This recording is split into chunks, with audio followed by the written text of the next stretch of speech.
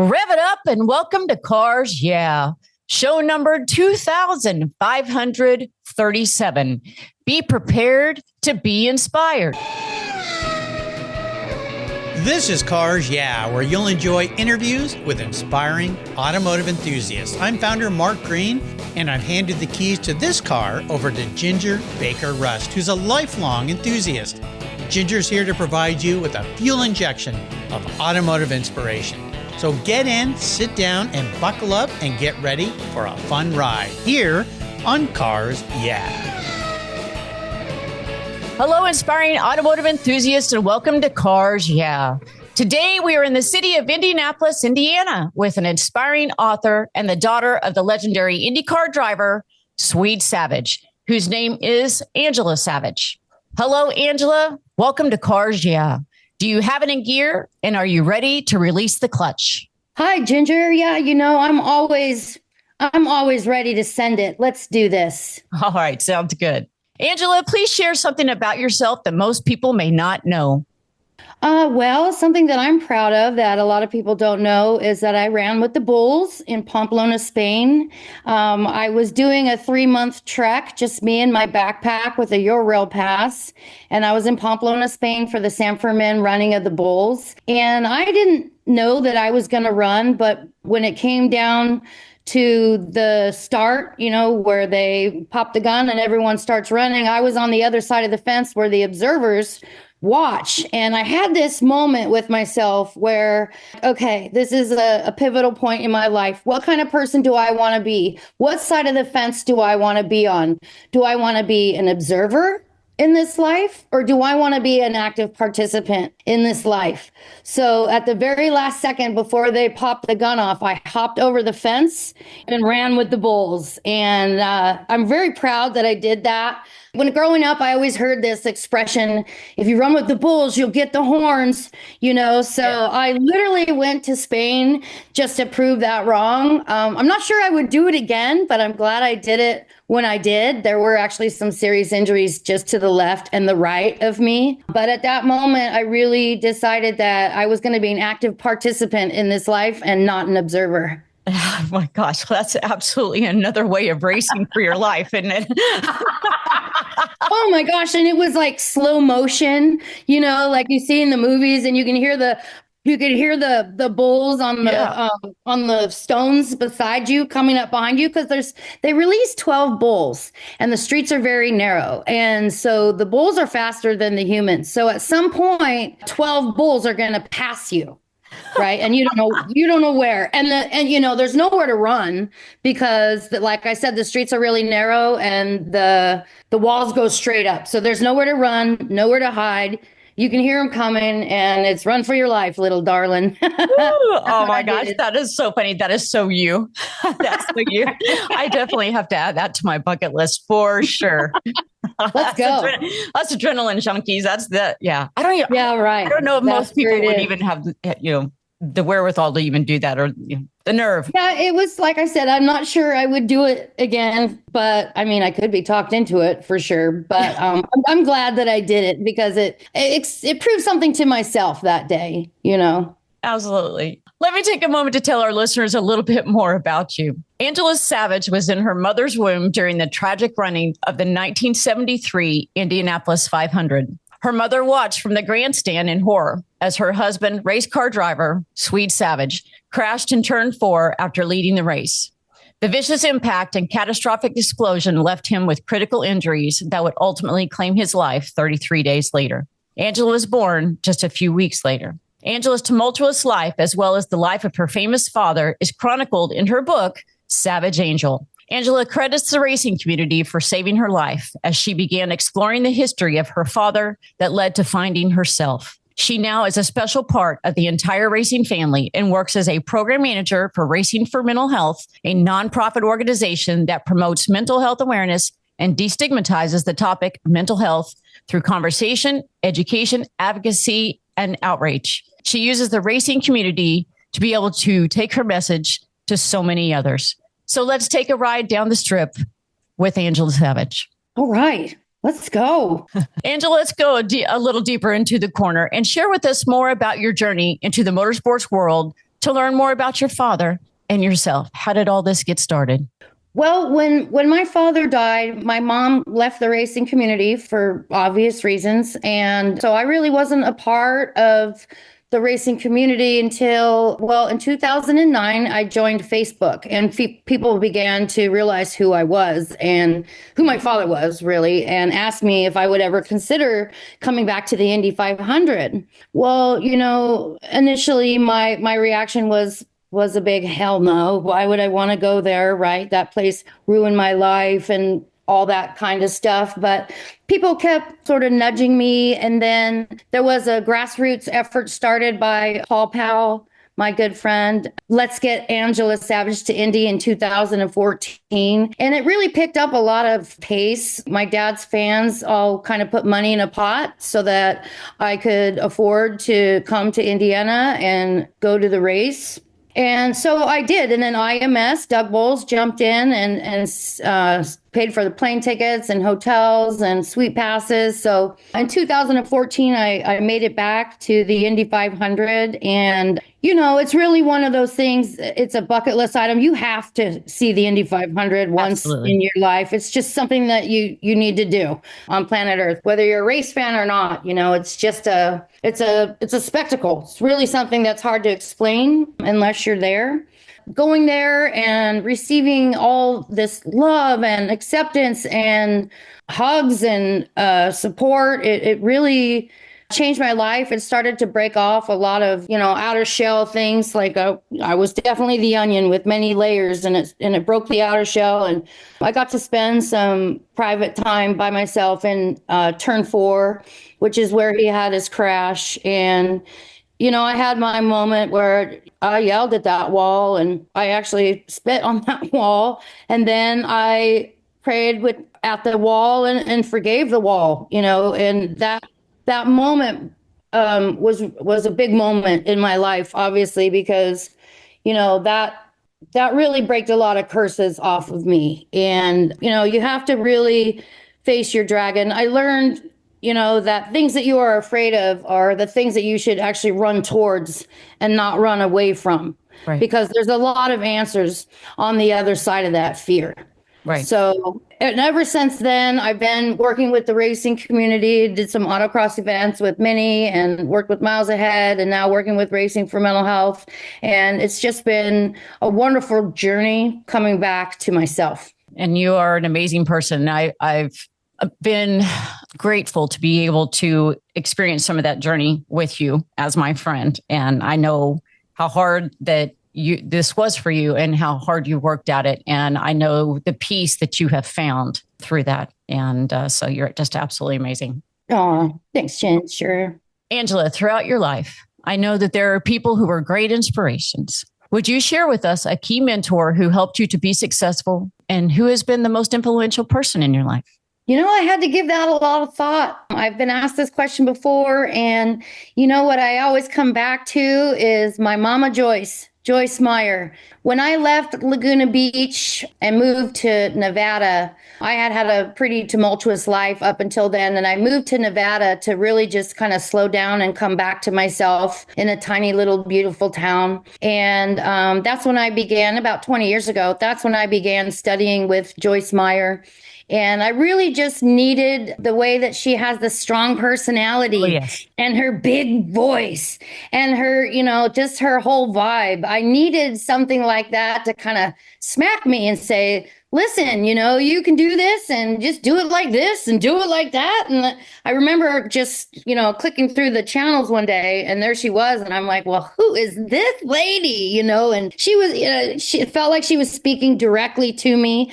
And she's very practical in the way that she says things. And that's just exactly what I needed at that time was like a bear mama, a cub mama that would just sort of smack some sense into me, make it pretty simple, make it easy to handle. And so I have to say that she's been a huge inspiration in my life, just to sort of pick apart all the details and realize that it doesn't have to be as complicated as we make it sometimes. And if we just, do some simple things and put some simple things into our daily routine, it can change everything.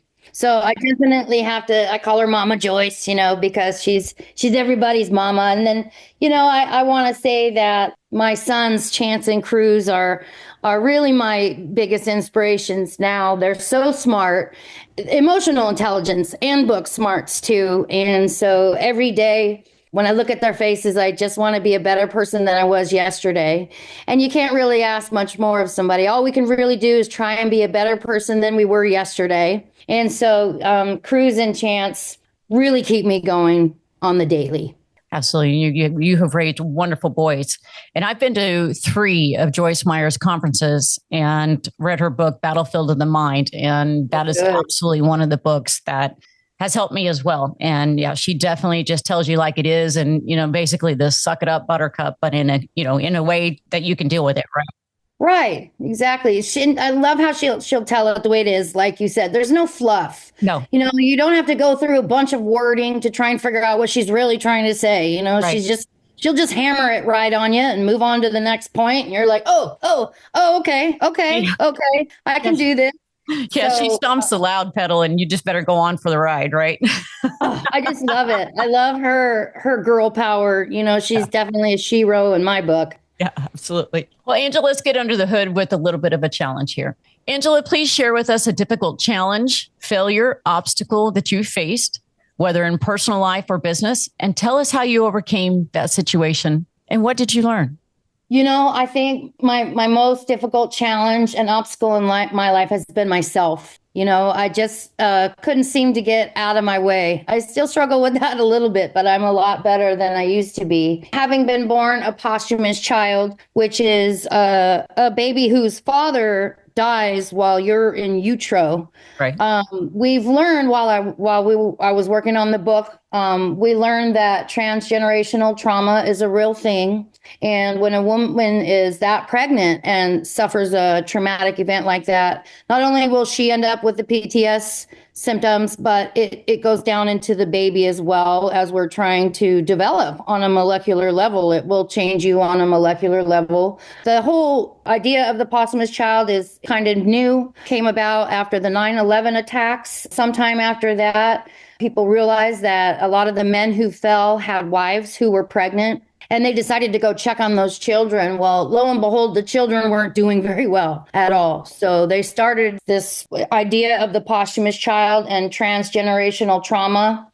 And that's why I say I've really been my biggest obstacle. But for me personally, again, when I got pregnant with Chance, that was my wake up call. Like, boom, oh my gosh, it's time for me to figure this out and make some changes. So that's what I did. I focused on my brand new perfect child, my angel baby, and I studied with Joyce Meyer for 3 hours a day for 10 years straight. And that sort of got me to just fly a little bit straighter. That was the origins of my healing process. So yeah, I have to say my biggest obstacle has been myself. Yeah. And I can be very insecure and very self-conscious. And I still work on that every day, but I'm so much better than I used to be. Yeah, absolutely. Absolutely. Your bucket list. Please share with us what you would still like to accomplish in this next chapter of life. I've always dreamt of having some land, some acres with a bunch of animals and, where I can grow like a homestead, where I can grow my own food. And race go-karts. Yeah. There are dirt tracks on the land, of course, all the fun stuff. But I've always wanted to do that. And then maybe with some animals that you could use as therapy animals. I believe animal therapy is definitely a real thing. And I always thought it would be neat to have horses and other animals that people could come to and just, get back to nature, get back to ground zero and hang out with the animals and get your hands in the dirt, do some gardening. Yeah. That's always been a dream of mine. Besides that, I'm really hoping that we'll get a documentary made about my father. I think he deserves that, and possibly a feature film. So, I'm still plugging away at that dream too. And you just never know. Things can happen. Absolutely. So, and it's amazing that hasn't been done yet. I hope that happens. I hope that happens for you. And I really hope it happens for him, because I think it's important. He was such an iconic figure. And Yes. he did so many things. Wasn't he wearing the test fire suit? Or Yeah. wasn't he supposed to be? Yeah. Yeah, he was testing the new fire suit. He didn't have on the headpiece. For some reason, he didn't put on the headpiece, and that probably would have saved him from inhaling all the fire that he inhaled. The reason for his death is listed officially as a tainted transfusion that a bunch of people got in the hospital that day that was tainted with hepatitis C. But, in all honesty, even if that hadn't happened, he would have died. He was on 100% oxygen and his lungs were burnt bad. So, yeah, he didn't have on the head sock that might have helped him not inhale some flames. But for me personally, if I get into the what ifs of all of it, it can just really spin my wheels. And not into a good space. So I try to stay away from the what ifs if I can. But, I take a lot of comfort in knowing that he gave his life to save so many other lives, because there were so many safety changes that happened after his crash. It's always after the fact, but that's the way it goes. So I do take a lot of comfort in knowing that he gave his life to save so many, and still does to this day, because of the safety changes that happened after his death. Absolutely. Tell us about a truly special vehicle in your life. Share a great memory or experience that you've had with that vehicle. Well, so my dad had the most beautiful race car in 1973. It was the STB Dayglow Red number 40, Pat Patrick's team. And I always, I never really liked to look at photos of that car because it was the coffin or whatever, not to be dark, but I never really loved that car. But recently, two friends of mine, Mike Lashman and Ted Warner, bought an Eagle Offie, and it was the same chassis, same everything. So we rebuilt the car as a perfect tribute. And so to me, that car is really special to me now because it, when he crashed, it blew up into pieces. People have said that it was red glitter raining on the track was all that was left of the car. So getting this car put back together really symbolizes to me putting the pieces back together, one at a time. And I just know that my dad would or does think it's so super cool that we brought that car back to life to honor him, because it was a traumatic event for everyone that day. So putting these pieces back together, we were a little worried that people would be triggered by the car or it would cause some uncomfortable feelings, but the exact opposite has been the case. So many people come up and thank us for rebuilding the car, and then they want to share their story with me about how that traumatized them too, and they've carried that with them for 50 years. And then we cry and we hug it out, and there's some real healing that goes on around that car. So I have to say that's my favorite vehicle out on planet Earth at this time, is that STP 40. It's amazing. It's amazing. So we're going to play a little bit of car psychology here, getting into your head a little bit. If you were a car, what would you be? And more importantly, why? Oh, that's so interesting. That was a fun one for me too. Oh my gosh, I love it. I love it. And that's a really good way to get inside people's heads too, yes. Like you said. Well, it'd be really easy for me to say I'd love to be a Bugatti on the Autobahn, right? Yeah. Come on. Who wouldn't want to be a Bugatti on the Autobahn, be the Miranda Seymour of the 2025s, but that's almost too easy. When I was in the womb, my dad used to call me his little road runner. Yeah. So I think honestly, I might be a Plymouth road runner just because that sort of suits my personality a little bit. The road runner. I mean, I've been called a steamroller. There you go. So, it would have to be something like that, or maybe even just a dirt bike, that I could throw on my backpack and go wherever I want up in the mountains and do some riding. Oh, there you go. There you go. All right, we're going to go on the ultimate drive. I am writing a blank check for this ultimate drive with no limitations. If I could wave a magic wand and arrange for you to go on the ultimate drive at my expense, whom would it be with and what vehicle would you be in? I think I'm going to have to say I would be in a semi-truck RV type thing. I would be in RV, right? In the RV. So we can go anywhere and everything we need is in there, including my kitty cat. So it would have to be a semi-truck RV because I want that kind of power, and it's got to also pull the toy trailer too. So I think I'd be a semi-truck RV with a toy box on the back. It would definitely be with my kids and my family and my dad. Dad would be driving, of course. And, we would just talk about every single thing. And I can see it, in my mind's eye. Dad's driving. I'm in the passenger seat. The kids are in the back. Maybe they're back there with their wives and their kids. Yeah. And we are off to the races. Don't always know where we're going because it doesn't even matter. We're just together doing it. So, yeah, I'm going to go with the semi-RV truck with the toy box. Would there be one particular thing that you've thought about that you would like to ask your father? Gosh, that's such a loaded question because I want to ask him everything. Every day, that's one of the hardest things is that as I go through life, the loss doesn't get easier. You just learn how to deal with it, and I find myself so many days wanting to ask my dad what I should do. Right. What should I do about this? What should I do about this? And a lot of stuff that I'm doing, is regarding him lately. And it's frustrating because I just want to ask him what to do about him, know? Absolutely. So that's got to be it for me. I can totally see that. Helping others and giving back. What are some of the ways you have helped others or given back? Now, this could be in your life or your career field. Well, I do believe that good deeds all day are the way. Just anytime I see someone needs help or, let me put that cart back for you, or here, let me give you that parking spot or anything. I'm always looking for little good things to do during the day.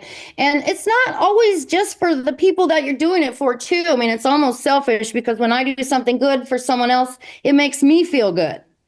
Right. And sometimes when I don't know what to do, I know that I can do something for someone else and that's enough. Right. And so that's definitely important in my life. And, I'm always available in social media land. I can see when people are struggling or, they make sad posts or whatever. I'll duck back in this messenger and just say, hey, how you doing today? Just seems like you're having a rough day. I don't know if you wanted someone to talk to or even just listen or just somewhere to type it all out. But, I'm here for you if you need me.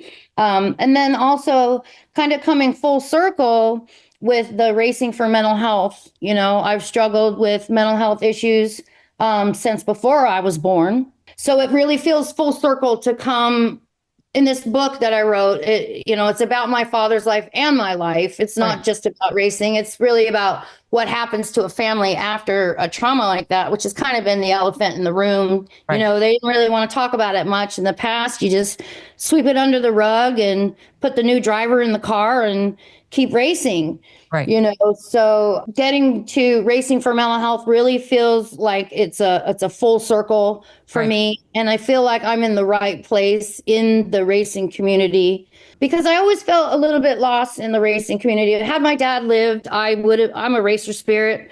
I'd have been the racer. I'd have been the shadow wrenching with him in the garage. So just being in the Racing for Mental Health world, it helps me. And I know I'm helping other people. And racing is such an incredibly stressful sport too. Right.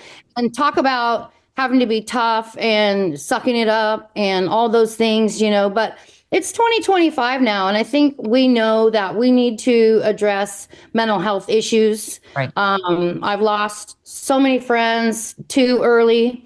And, we know how stressful the world's been since 2020 and everything got flipped upside down. And we hardly even know what's what anymore. Right. So, I think that there is sort of a trend happening where we're starting to talk more about mental health in the world in general, but most importantly in the racing community where, you have to be so tough all the time. And there's even, racers that are starting to talk about their own mental health challenges. I just can't give them enough respect. I have an example like Will Power. He's been very vocal about struggling with severe anxiety and having anxiety attacks before races and not being able to hardly move, and his wife having to drive him to the track and literally help him get into the car.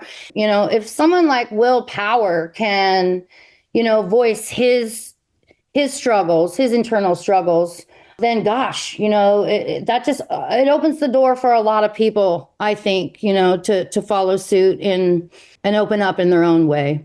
Yeah, absolutely. And and the great thing about your book and what I found so interesting is, number one, there wasn't ever anything else. There was no other book or anything about your dad, Swede Savage, and what happened. And what I found so amazing about your book, and the book's called Savage Angel, and we'll give that information, on the show link. But when I read your book, I want people to understand that the book really is about your father and and all the things that he did in racing, and the pictures and the stories that you have in there are amazing. But it also, you did such a wonderful job of being able to intertwine his story and how it made your story, and be able to talk about and use this as a way to not only for people to find out more about your dad, and because I think you found, and I found,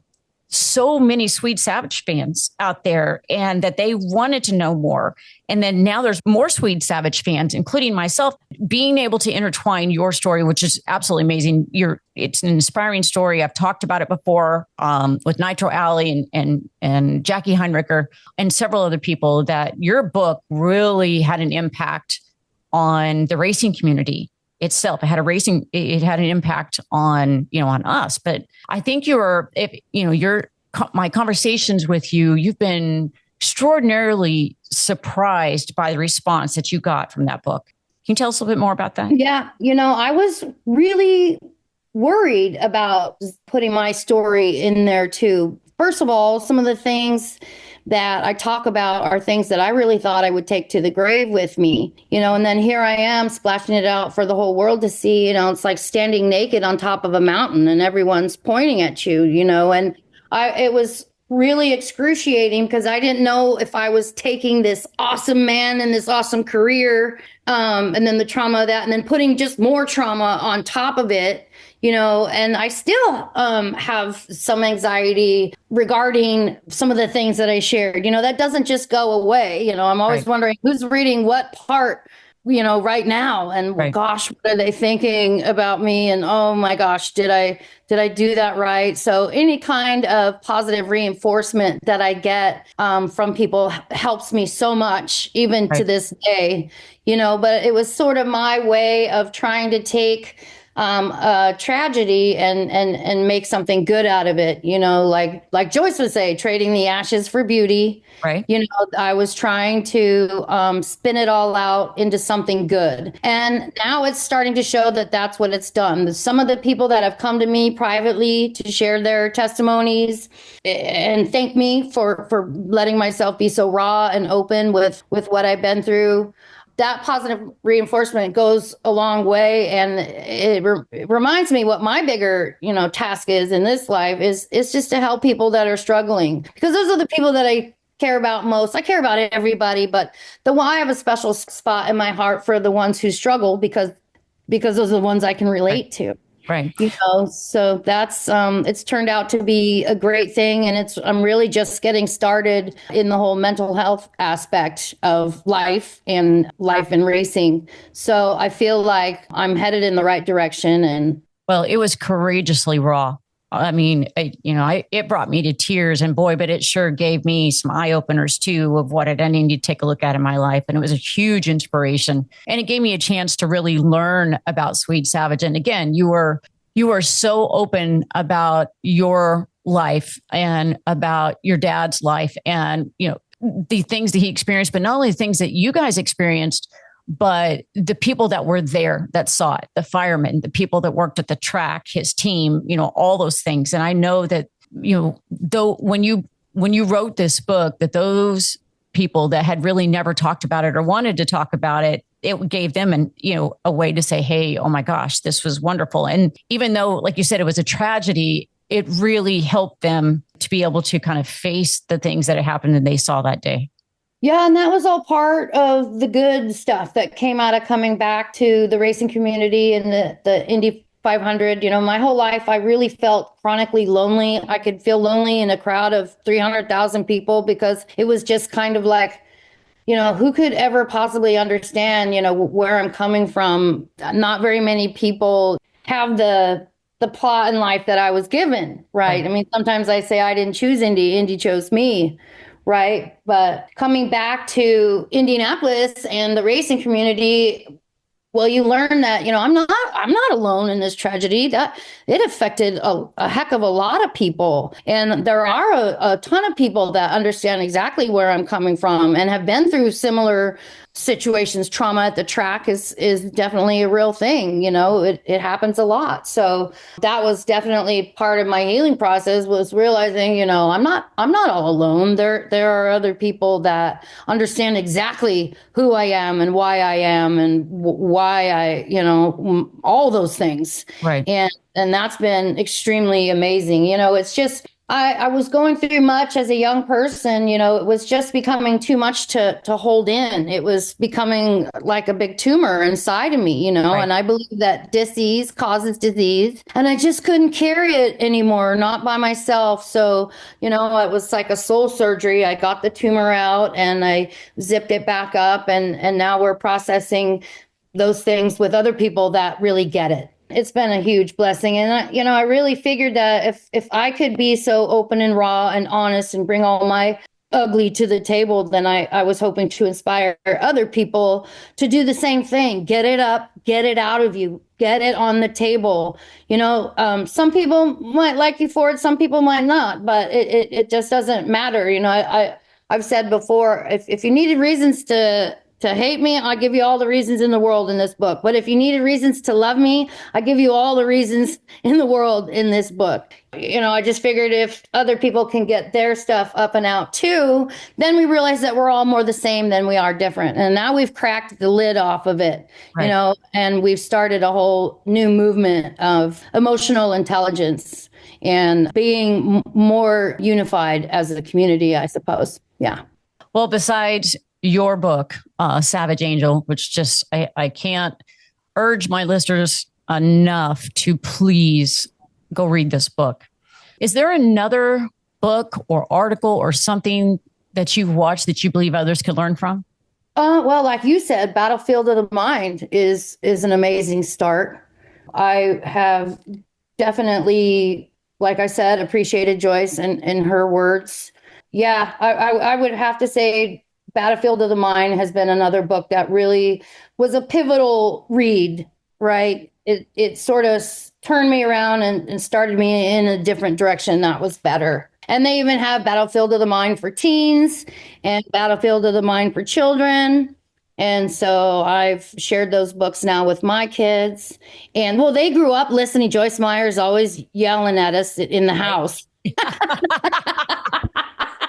When I turn it up too, I want her to let me have it, give it to me straight. And Exactly. So they've grown up, listening to her, and she's Mama Joyce to them too. So I've passed her books on down to them, and they're just my little angels. Well, Angela, please give our listeners a final parting words of wisdom and advice about life or business. Do you have a favorite quote or a mantra that has meaning to you? I do. One thing you said, words of wisdom. I like to say, get plenty of sleep, go to bed early. And then when you get up, make your bed. Get up and make your bed. That's all right.